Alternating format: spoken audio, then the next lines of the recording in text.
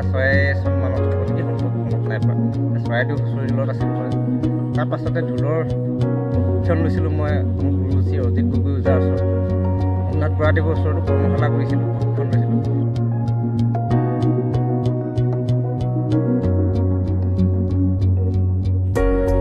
বিহু মাৰি ভালপোৱা যুৱকজন এজন আদৰ্শৱান খেতিয়ক। এই প্ৰতিবেদনৰ যোগেদি আজি আমি আপোনালোকক জনাবলৈ ওলাইছোঁ এজন উচ্চ শিক্ষিত খেতিয়কৰ বিষয়ে। যুৱকজনৰ নাম হৈছে প্ৰদীপ ফুকন। তেওঁৰ ঘৰ চৰাইদেউ জিলাৰ বৰুৱানগৰ অঞ্চলৰ খৰিয়াভেটা গাঁৱত। প্ৰদীপ ফুকনে চাকৰিৰ বাবে বাট নাচাই বাছি ল'লে কৃষকৰ বৃত্তি। বৰ্তমান প্ৰদীপ ফুকনে 12 বিঘাতকৈও অধিক মাটিত খেতি কৰি স্বাৱলম্বিতাৰ পথত আগুৱাই গৈছে। অমিতা, দাংবডি, কুন্দুলি, ভোল, জিকা, আদা, লাই, মূলা, পালেং, ধনিয়া, ফুলকবি, বন্ধাকবি, ওলকবি আদি খেতি কৰি অৰ্থনৈতিক দিশত সবল হোৱাৰ লগতে অন্য নিবনুৱা লোককো খেতিৰ যোগেদি স্বাৱলম্বী হোৱাৰ পথত সুন্দৰ নিদৰ্শন দাঙি ধৰিছে। চৰাইদেউ বিহু দলৰ হৈ বিহু মৰা প্ৰদীপ ফুকনে ওজা অজিত গগৈ আৰু সোমনাথ দেৱৰ ওচৰত প্ৰশিক্ষণ লৈছিল। বিহু আৰু খেতিৰ লগত জড়িত হৈ নিজৰ পৰিচয় দাঙি ধৰাত প্ৰদীপ ফুকনক বহু দল সংগঠনে সম্বৰ্ধনা জ্ঞাপন কৰিছে। আজি আমি তেখেতৰ পৰাই খেতি আৰু বিহুৰ বিষয়ে কিছু কথা জানো আহক। নমস্কাৰ, মোৰ নাম শ্ৰী প্ৰদীপ ফুকন। মোৰ জিলা চৰাইদেউ, বৰুৱানগৰ তথা খৰিয়াভেটা মোৰ গাঁও। আজি 1998 চনৰ পৰাই মই কৃষি কৰ্মৰ লগত জড়িত হৈ আছোঁ। বৰ্তমান প্ৰায় 12 বিঘা ওচৰা-ওচৰি মই খেতি পথাৰৰ লগত জড়িত হৈ আছোঁ। বৰ্তমান এতিয়া মোৰ খেতিৰ ভিতৰত হ'ল এতিয়া এই দাংবডি খেতি আপুনি দেখিছে। দাংবডি খেতি শেষ পৰ্যায়ত আৰু গছ কাটিবলৈ হৈছে। তাৰ পৰা আছে সেইফালে অমিতা গছ আছে প্ৰায় 1.5 বিঘা। যোৱা বছৰ পৰীক্ষামূলকভাৱে মই ৰুইছিলোঁ, ভালে পালোঁ। এনেও বয়স হৈছে, কাটিব লাগিব। কাটিবলৈ হৈছে, নতুনকৈ আকৌ ৰোৱাৰ প্ৰস্তুতি চলোৱা হ'ব। ধুন্দুলি চাং আছে প্ৰায় 2 বিঘা। তাৰ প্ৰায়ো সেই এতিয়া ঠাণ্ডা দিন হৈ আহিছে, ধুন্দুলিৰ বিশেষ আৰু জনপ্ৰিয়তা নাথাকিব, সেইখিনিও চাং আঁতৰি যাব। তাৰ তলত আহিব জলকীয়া খেতি। তাৰপৰা সিফালে আপোনাৰ প্ৰায় 3 বিঘাৰ ওপৰত কবি লগোৱা হৈ গৈছে। তাৰপৰা আকৌ 2 বিঘাৰ চাং এখন তাতো ভোল খেতি আছিলে, এতিয়াও চাং ভঙা নাই। সেইখিনি ভাঙি মেলি কেপচিকামৰ তাত ৰোৱাৰ প্ৰস্তুতি চলোৱা হৈছে। লৈ বৰ্তমান এতিয়া মই এইখিনি কৃষি কৰ্মৰ লগতে মই ব্যস্ত। চাওক, এতিয়া মই আজি 1998 চনত মই মেট্ৰিক পৰীক্ষা দিছিলোঁ। তেতিয়াৰ পৰা মোৰ মনত আছে, শাক বিকি আহি ৰিজাল্ট চাইছিলোঁ।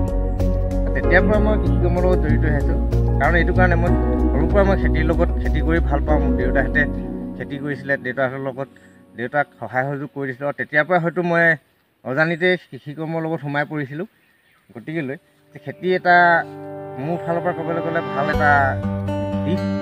সময়ৰ ওপৰত এতিয়া আমাৰ সকলোৱেতো চাকৰি নাপায়, চাকৰি বিচাৰি থাকিলোঁ। গতিকে খেতি কৰিও নিজৰ ঘৰখন সুন্দৰভাৱে পৰিচালনা কৰা, পোহপাল দিব পাৰে। এইটো এটা মোৰ ফালৰ পৰা মোৰ যিটো 98 চনৰ পৰা খেতি কৰাৰ মোৰ অভিজ্ঞতা, সেইফালৰ পৰা মই ক'ব বিচাৰোঁ যে অকল চাকৰি নহয়, যে খেতিৰ ওপৰতো মানুহে খেতি কৰি নিৰ্ভৰশীল হ'ব পাৰে। আৰু এতিয়া খেতি বুলি ক'লে এনেকুৱা এইটো কথা নহয় যে আমি সৰিয়হ বা তিল এনেধৰণৰ সকলোবোৰ খেতি নহয়, যে কিছুমান খেতি ধৰক আপোনাৰ যথেষ্টখিনি কষ্ট হয় কৰিবৰ কাৰণে আৰু বিষয়বস্তুৰ ওপৰত জ্ঞান লাগে। সৰিয়হ বা আমি কৰা ঘেঁহু এনেবোৰ শস্য হ'ল আপোনাৰ ছিটিয়াই দিলে বহু দিনৰ মূৰত তলিলৈ আহিলেও হয় বা নিজে নিজে হোৱা বস্তু। কিন্তু বাকী খেতিবোৰ ধৰক বিলাহী, জলকীয়া এনেবোৰ খেতি কৰিলে আপুনি বহুত দিনৰ মূৰত খেতি পথাৰখন ভ্ৰমণ কৰিলে নহ'ব। সদায় আহিব লাগিব, সদায় বেমাৰ আজাৰ পৰীক্ষা নিৰীক্ষা কৰিব লাগিব। আৰু খেতি যিকোনো এবিধ কৰাৰ পাছতহে আপোনাৰ অভিজ্ঞতা হ'ব যে খেতিত কি বেমাৰ আজাৰ হয়, কি ধৰণৰ পোক পতংগই আক্ৰমণ কৰে, কেনেধৰণে নিয়ন্ত্ৰণ কৰিব লাগিব, জৈৱিক তথা ৰাসায়নিকভাৱে। এইখিনি কৰি থাকিলেহে আপোনাৰ প্ৰেক্টিকেলিভাৱে আপুনি গম পোৱা যাব যে কোনটো খেতিত কি বেমাৰ হয়। প্ৰত্যেক খেতিয়ে শস্যৰে বেলেগ বেলেগ ধৰণৰ বেমাৰ থাকে আৰু বেলেগ বেলেগ ঔষধো বেলেগ বেলেগ হয় সেই অনুপাতে। গতিকে আমি প্ৰত্যেক খেতিতে আমি বেলেগ বেলেগ ধৰণে কি বেমাৰ হৈছে সেই অনুপাতে দৰৱ, ৰাসায়নিক ঔষধ বা জৈৱিক ঔষধ আমি এনেকৈ মাৰি পোক পতংগ তেনেধৰণে নিয়ন্ত্ৰণ কৰিবলগীয়া হয়। জেঠ মাহৰ পৰা এতিয়ালৈকে প্ৰডাকশ্যন হৈ আছে। লাষ্ট আৰু কাটিবলৈ হৈ আছে, কেপচিকাম ৰুবৰ কাৰণে মানে প্ৰস্তুতি চলোৱা হৈ আছে। যদি আৰু নাথাকে আপুনি আজি অহাৰ কাৰণে দেখি পালে নহ'লে কালি পৰহিলে হয়তো অহা হ'লে দেখি নাপালে হ'লে কাটি পেলাব। চ' ময়োতো এতিয়া 2003 চনতে ডিগ্ৰী সম্পূৰ্ণ কৰি থোৱা ইণ্টাৰভিউ দিছিলোঁ, হ'লেও কিবা কাৰণত হয়তো মোৰ নাছিলে আৰু খেতি প্ৰায় মোৰ মানে পৰাই লিখি পঠিয়াইছিলে। গতিকে তেতিয়াৰ পৰা সেই খেতি জড়িত হৈ আছোঁ। এতিয়াও মই নৱপ্ৰজন্মসকলক কওঁ, চাকৰি বাকৰিটো ওলাই থাকিব কেতিয়াবা, ধৰক 1000 পোষ্ট ওলাব, চাকৰি পৰীক্ষাৰ্থী হ'ব আপোনাৰ 3 লাখ 10 লাখ।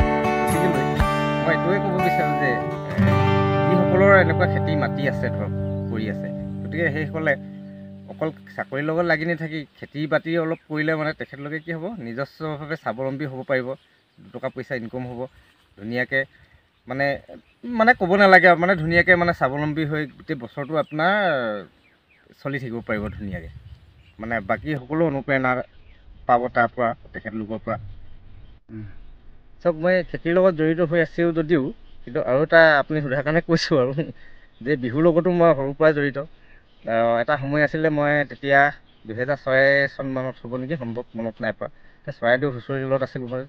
তাৰ পাছতে ঢোলৰ প্ৰশিক্ষণ লৈছিলোঁ মই, মোৰ গুৰু শ্ৰী অজিত গগৈ ওজাৰ ওচৰত, সোমনাথ বৰাদেৱৰ ওচৰতো কৰ্মশালা কৰিছিলোঁ, প্ৰশিক্ষণ লৈছিলোঁ।